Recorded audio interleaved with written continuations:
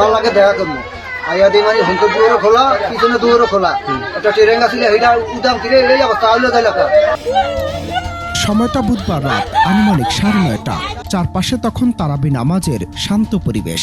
বাড়ি থেকে বেরিয়ে গিয়েছিলেন স্বামী ও ছেলে, আর ঘরে একাই ছিলেন 60 বছর বয়সী হালিমা বেগম। সবকিছুই ছিল স্বাভাবিক, কিন্তু অল্প সময়ের মধ্যে সে শান্ত সন্ধ্যা রূপ নেয় এক ভয়ঙ্কর ট্র্যাজেডিতে। নামাজ শেষে বাসায় ফিরে স্বামী মফিজুল শিকদার যে দৃশ্য দেখলেন তা যেন মুহূর্তে থমকে দেয় পুরো পরিবারকে।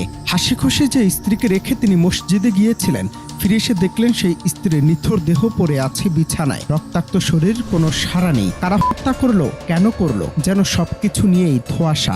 আমি মসজিদে তো নামাজ পড়ি, আমার আব্বার সাথে আইসি আমার লাগে দেখা করবো আইয়া দিই মানে হুমতো দুয়ারও খোলা পিছনে দুয়ারও খোলা একটা ট্রেন আসলে এইটা উদাম কিনে এই অবস্থা হইলো তাই লেখা।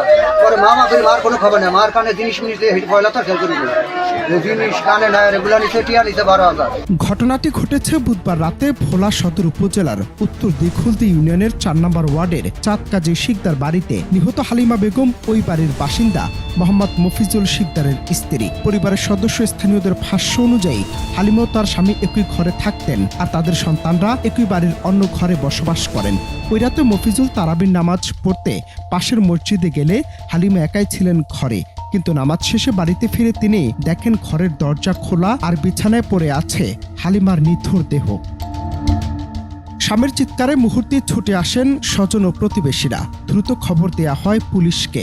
পরিবারের অভিযোগ, এটি কোনো সাধারণ ঘটনা নয়, পরিকল্পিত হত্যাকাণ্ড।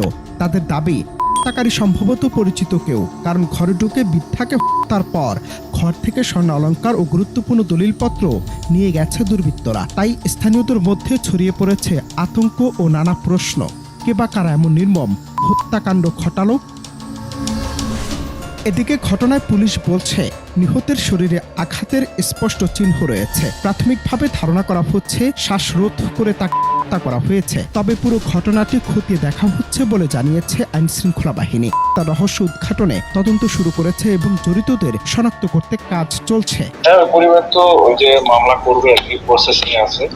কারণ ওনার তো জাস্ট লাশের প্রশ্নটা হইলো, লাশ দাফন হইলো, জানাজা দিয়ে এখন থানার দিকে আসছে। যে গতকালকে রাতে তো অনেক রাতে লাশ নিয়ে আসা হয়েছে 1-1:30 বাজে। তখন আলটিমেটলি ওনারা তো একটু, যেহেতু ওনাদের লোকজন মারা গেছে, লাশের কাছে ছিল, সকালে পোস্টমর্টমের পরে লাশ বাড়িতে নিয়ে দাফন করা হয়েছে। ওনারা এখন থানায় আসছে, এখন আইনগত ব্যবস্থা নেওয়ার যে বিষয়টা, এটার কাজ চলমান। শান্ত এক রাতের অন্ধকারে ঘটে যাওয়া হত্যাকাণ্ড এখন পুরো এলাকায় তৈরি করেছে শোক, আতঙ্ক আর অসংখ্য অজানা প্রশ্ন। অনন্ত হাসান মাসুদ,